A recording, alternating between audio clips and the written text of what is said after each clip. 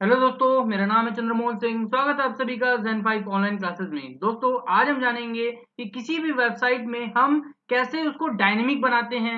Okay, तो dynamic बनाने के लिए दोस्तों हमारे पास क्या है कि हम बैकग्राउंड में एक प्रोग्रामिंग लैंग्वेज का यूज करते हैं, एक स्क्रिप्टिंग लैंग्वेज का यूज करते हैं, जिसके जरिए कि वेबसाइट स्टैटिक से क्या हो जाती है, डायनेमिक हो जाती है। तो उसके लिए आपको क्या करना होगा, एक छोटा सा सर्वर को डाउनलोड करके अपने सिस्टम पे रखना होगा। सर्वर की मदद से हम क्या कर सकते हैं, जो चीज हम ऑनलाइन में पाते हैं, ऑनलाइन वेबसाइट मतलब जो आप वेबसाइट देखते हो, वो सारी चीजें आपको अपने सिस्टम में ही सेम एज इट इज दिखेगी। तो उसके लिए दोस्तों हमारे पास एक सर्वर है।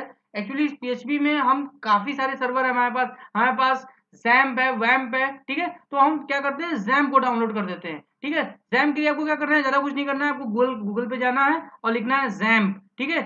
जैम का फुल फॉर्म होता है cross platform Apache MySQL PHP और पर्ल, ठीक है। इसको लिखने के बाद आप जो पहला आपको वेबसाइट लिंक दिख रहा होगा उस पर क्लिक करिए और यहाँ से अपने सिस्टम के अकॉर्डिंग, अगर आपका क्या है, अगर आपका विंडोज है तो आप विंडोज 64 बिट डाउनलोड कर सकते हो, अगर आपका लाइनेक्स है तो लाइनेक्स के लिए भी है, और अगर आपका एप्पल है तो आप एप्पल के लिए भी डाउनलोड कर सकते हो, ठीक है। तो आप इसे डाउनलोड करने के बाद क्या करना है, इंस्टॉल करिए। इंस्टॉल करने के बाद आपको कुछ ऐसा खुल के दिखेगा, ऐसा कुछ एक बॉक्स दिखेगा, डायलॉग बॉक्स। और इस डायलॉग बॉक्स में आपको क्या करना है, सबसे पहले अपाचे को स्टार्ट कर देना है, ठीक है। अब इसको स्टार्ट कर दीजिए, इसको मिनिमाइज कर दीजिए, और अब क्या करना है, अब अपने कंप्यूटर में जाइए, माई कंप्यूटर के आइकन को क्लिक करिए और उसके बाद सी ड्राइव में जाइए।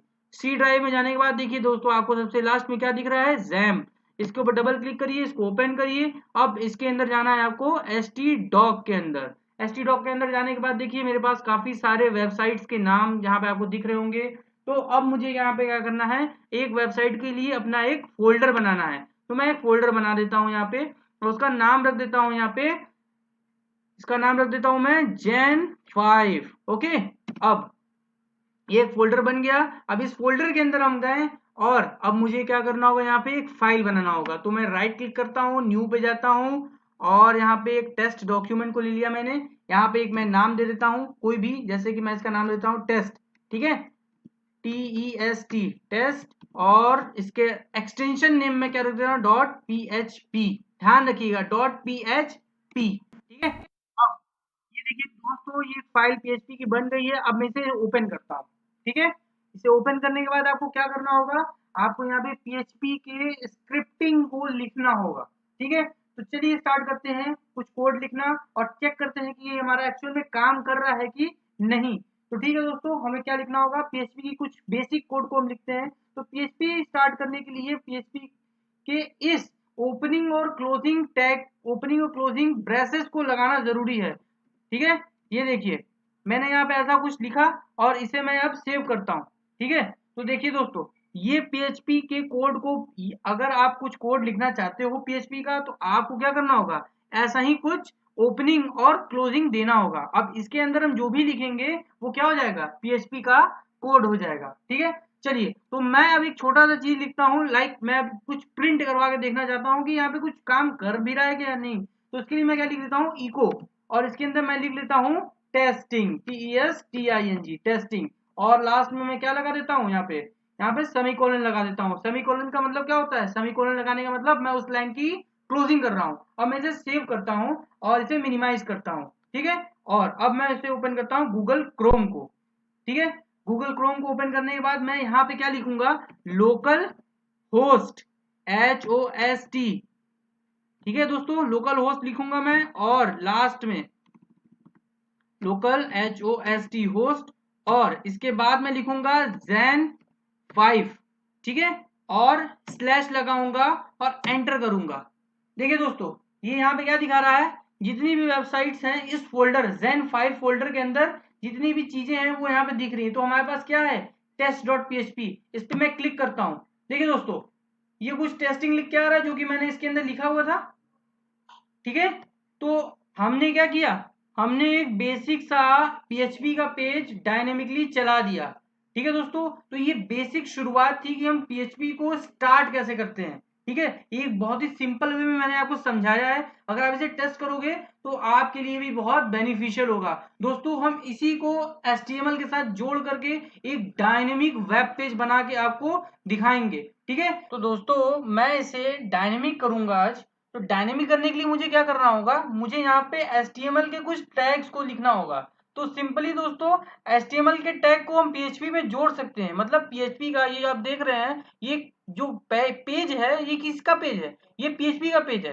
तो इसके अंदर भी हम HTML के कोड को लिख सकते हैं। तो इसके लिए मुझे क्या करना होगा, मैंने PHP के कोड को ऊपर लिख दिया है, अब इसके अंदर मैं HTML को भी इंक्लूड करूंगा। ये भी आज आप सीख लीजिए इससे कैसे करेंगे आप। तो मैं यहाँ पे क्या लिख देता हूँ, डॉक टाइप वगैरह वगैरह जो भी आप लिखते थे, तो मैं डॉक टाइप ना लिख के सिंपल सा HTML लिखता हूँ यहाँ पे। ठीक है, और इस HTML के अंदर ही हम कुछ करेंगे, ये भी आप जानते हैं। ठीक है, तो मैं हेड लेता हूँ, हेड के बाद मैं यहाँ पे ले लेता हूँ बॉडी। ठीक है, और बॉडी के अंदर ही मैं लिखता हूँ यहाँ पे फॉर्म। अब दोस्तों आप पूछेंगे फॉर्म क्या है, क्योंकि मैंने पहले भी आपको फॉर्म वगैरह फॉर्म टैग के बारे में बताया नहीं है। तो दोस्तों फॉर्म के बारे में आज मैं बता देता हूँ कि फॉर्म क्या है।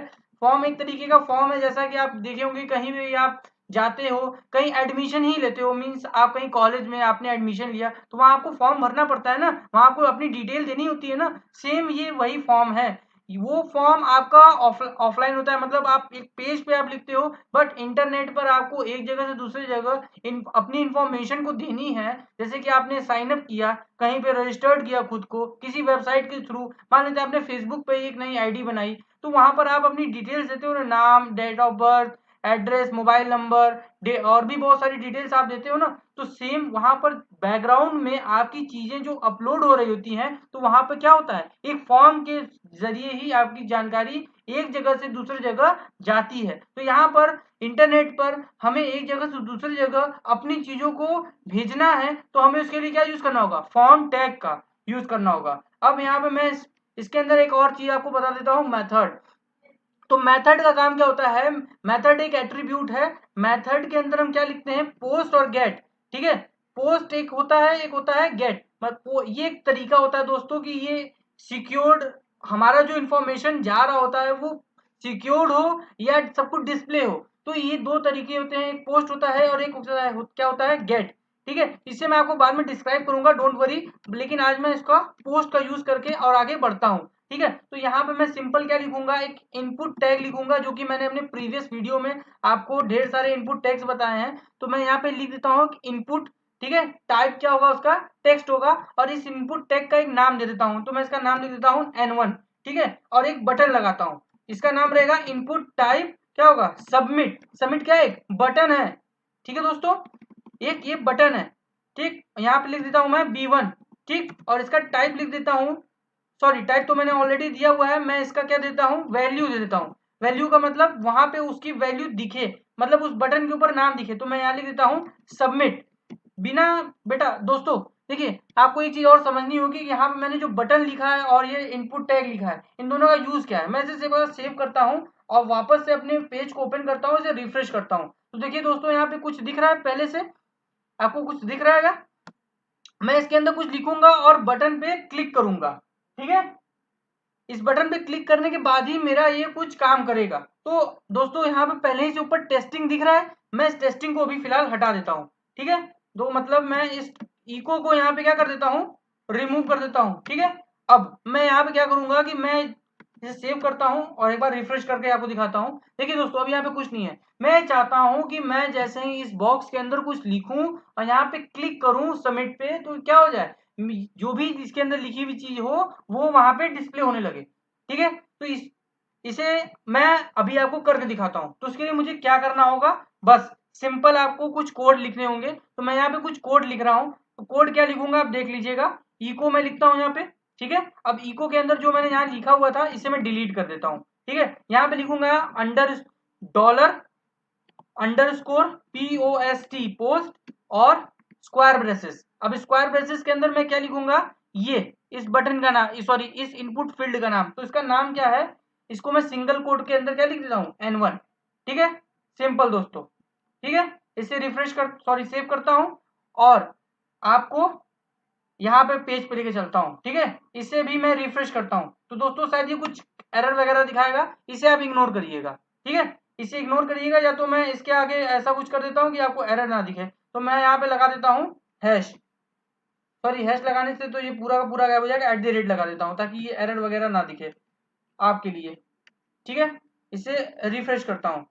सॉरी ये अभी भी कुछ गड़बड़ दिखा रहा है, तो मैं इसका एक काम करता हूँ, ये @ बैठा देता हूँ, सेव करता हूँ। और आपको क्या करना है अभी यहाँ पे, इसको आपको इग्नोर करना है।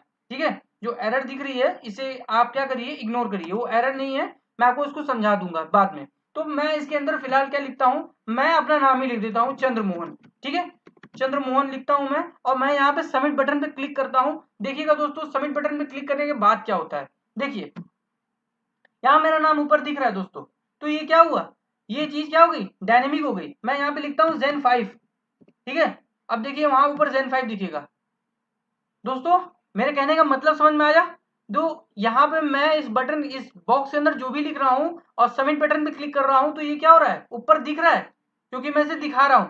ठीक है दोस्तों, तो ये क्या हुआ, ये डायनेमिक हो गया, मतलब यहाँ पे चीजें बदल रही हैं, इनपुट के हिसाब से चीजें बदल रही हैं। तो दोस्तों वेबसाइट पर भी कुछ इसी प्रकार के काम होते हैं। आप अपनी चीजों को लिखते हो, सबमिट करते हो, तो लॉगिन होता है, साइन अप होता है, या आपकी चीजें रखी हुई दिखाई देती हैं, ऐसा ही कुछ होता है वेबसाइट पर। ठीक है, तो मैं आपको यहाँ पे ये समझा देता हूँ कि ये हो क्या रहा है। ठीक है, तो पहले तो दोस्तों आप ये समझ लो, इको का काम क्या है। इको का काम होता है किसी भी चीज को डिस्प्ले करवाना, प्रिंट करके दिखा देना। ठीक है, और इसके आगे जो लिखा हुआ है डॉलर अंडरस्कोर पोस्ट, तो ये पोस्ट क्या है, ये जो आपका ये जो HTML का फॉर्म है, इसके अंदर जो मेथड है, मेथड क्या है, पोस्ट। तो इसको रिसीव करने के लिए, मतलब ये क्या है, HTML का ब्राउजर है। ठीक है, HTML के ब्राउजर से चीजें कहाँ जा रही हैं, PHP के सर्वर पे जा रही हैं। ये जो सर्वर हमने इंस्टॉल किया है, ये जो XAMPP मैंने आप लोगों को इंस्टॉल करवाने के लिए बोला था शुरुआत में, ये क्या है, PHP का एक सर्वर है। देखिए दोस्तों, मैंने यहाँ पे PHP का मतलब ये अपाचे सर्वर क्या है, PHP के लिए ही इस्तेमाल किया जाता है। तो हम इस सर्वर को क्या कर दिए थे, स्टार्ट कर दिए थे। तो इस सर्वर के स्टार्ट करने से क्या हुआ, ये सारी चीजें PHP की क्या करेगा, एक्सेप्ट करेगा, मतलब ये HTML की सारी चीजों को क्या कर रहा है, भेज रहा है। और इसको रिसीव कौन कर रहा है, ये पोस्ट रिसीव कर रहा है। तो मेथड हमारा क्या था, पोस्ट था। भेजने का तरीका क्या था हमारा, पोस्ट था। तो रिसीव करने का तरीका भी क्या होना चाहिए, हमारे पास पोस्ट ही होना चाहिए। तो दोस्तों बेसिकली ये क्या है, एक सुपर ग्लोबल वेरिएबल है। वेरिएबल का काम क्या होता है दोस्तों, अगर आप प्रोग्रामिंग फील्ड के बारे में या प्रोग्रामिंग फील्ड से बिलोंग करते होंगे या नहीं भी करते होंगे, तो आपको वेरिएबल का मतलब पता होना चाहिए। वेरिएबल एक ऐसी चीज है, एक ऐसा नाम है जिसके जरिए हम क्या करते हैं, मेमोरी में एक स्पेस बनाते हैं। मेमोरी मतलब कंप्यूटर की मेमोरी में हम क्या करते हैं, एक स्पेस बनाते हैं। तो ये एक वेरिएबल है, ये सुपर ग्लोबल वेरिएबल है। PHP का सुपर ग्लोबल वेरिएबल है, जिसके जरिए हम क्या करते हैं, चीजों को रिसीव करते हैं। ठीक है, तो यहाँ पे मैंने क्या किया है, यहाँ पे मैंने एक कुछ लिखा, इसको सबमिट किया, और ये जो हमारा सुपर ग्लोबल वेरिएबल था पोस्ट, इसने किस नाम को लिया है, इसने N1 नाम का, मतलब ये जो N1 टैग इनपुट टैग है, इसमें N1, इसका नाम क्या था, N1। इसने क्या किया, इसे रिसीव कर लिया, और जो भी चीज हो रही है उसको वो क्या कर दे रहा है, डिस्प्ले करवा दे रहा है। ठीक है, तो मैं एक बार फिर से आपको करके यहाँ पे दिखा देता हूँ। यहाँ मैं लिख देता हूँ इंडिया, INDIA। ठीक है, और इसे सबमिट बटन पे क्लिक करता हूँ, तो देखिए दोस्तों क्या दिख रहा है, ऊपर इंडिया दिख रहा है। अब मैं पॉइंट पे आता हूँ कि मैं इसे एक बार रिफ्रेश करता हूँ। ठीक है, तो यहाँ पे एरर आ रहा है। तो दोस्तों ये एरर नहीं है, ये बस पूछ रहा है कि अनडिफाइंड इंडेक्स्ड N1। तो और कहाँ पे है, लाइन नंबर 3 पे। तो ये क्या बोल रहा है कि अभी जब मैंने इस पेज को रिफ्रेश किया, तो जो जो सर्वर है PHP का, उसने क्या किया, 1 बाय 1 वो लाइन रीड करेगा ना। दोस्तों जब आप किसी बुक को पढ़ते हो या कॉपी को पढ़ते हो, तो सबसे पहले आप क्या करते हो, लाइन नंबर 1 ना पढ़ते हो, उसके बाद लाइन नंबर 2 3 4 5 ऐसे पढ़ते हो ना। सेम सर्वर भी जो होता है या कंप्यूटर होता है, वो भी क्या करता है, 1 बाय 1 चीजों को पढ़ता है ऊपर से। ठीक है, तो ये क्या कर रहा है, सबसे पहले इसने PHP के इसको देखा। ठीक है, इस लाइन को देखा, फिर लाइन नंबर 2 पे मैंने कुछ नहीं लिखा है तो उसको वो इग्नोर करेगा। थर्ड लाइन पे ये आया, तो इसको क्या मिला, इको। इको मतलब कुछ प्रिंट करवाना है। क्या प्रिंट करवाना है, डॉलर पोस्ट के अंदर ये N1। N1 क्या है भाई, N1 क्या है, इसके ऊपर कहीं N1 के बारे में जानकारी है नहीं। नीचे आते हैं, नीचे आते हैं, और फिर HTML के अंदर जब हम आते हैं, तब हमें क्या मिलता है, एक N1 क्या मिलता है, टैग मिलता है। और इस N1 टैग के अंदर तो मैंने अभी कुछ लिखा नहीं है, और कुछ लिखा भी है तो मैंने सबमिट नहीं किया उसको, मतलब उसे मैंने आगे बढ़ाया नहीं है। जब हम सबमिट बटन पे क्लिक करते हैं, तभी ये फॉर्म के अंदर की रखी हुई सारी चीजें क्या होती है, एक जगह से दूसरी जगह भेजी जाती हैं। तो मैंने क्या सबमिट किया, आते ही सर्वर को क्या मिला, सर्वर जब जब सर्वर इस पेज को रीड करेगा तो उसको क्या मिल रहा है, यहाँ पर उसको क्या मिल रहा है, यहाँ पर उसको पहली लाइन में क्या मिल रहा है, कुछ नहीं, ठीक है, दूसरी लाइन में कुछ नहीं, तीसरे लाइन में भी उसको कुछ नहीं मिल रहा है, इसीलिए वो क्या बोल रहा है, एरर दिखा रहा है। और जैसे ही मैंने इसके अंदर कुछ लिख दिया और लिख करके जैसे ही बटन पे मैंने सबमिट किया, तो ये क्या हो रहा है, इसको N1 के अंदर कुछ वैल्यू मिल रही है, और वैल्यू जो मिल रही है उससे वो क्या करवा दे रहा है, इको करवा रहा है। तो इको करवाने का मतलब क्या हुआ, यहाँ पे उसे वो दिखा रहा है, और जैसे ही वो उसको कोई वैल्यू मिल जाएगी तो वो क्या करेगा, एरर नहीं दिखाएगा। तो फिलहाल ये दोस्तों एरर नहीं है, ये नोटिस है, मतलब आपने कुछ अभी यहाँ पे कुछ भेजा ही नहीं है, ठीक है। तो जैसे ही हम यहाँ पे कुछ भेज देते हैं, जैसे कि मैं यहाँ पे राहुल लिख देता हूँ, RAHUL, राहुल लिख के मैं सबमिट करता हूँ, तो यहाँ पे क्या दिख रहा है, ये राहुल को ये दिखा रहा है। ठीक है दोस्तों, ऐसे ही हम बहुत सारे इनपुट टैग को यूज करेंगे और भी बहुत सारी चीजों को यूज करके एक अच्छी सी जबरदस्त सी वेबसाइट बना के आप लोगों को दिखाऊंगा, और आप इससे सीखोगे बहुत कुछ। तो दोस्तों प्लीज कमेंट करिए, लाइक करिए, और अगर वीडियो पसंद आए तो प्लीज चैनल को सब्सक्राइब भी करिए। ठीक है दोस्तों, तब तक के लिए धन्यवाद, जय हिंद।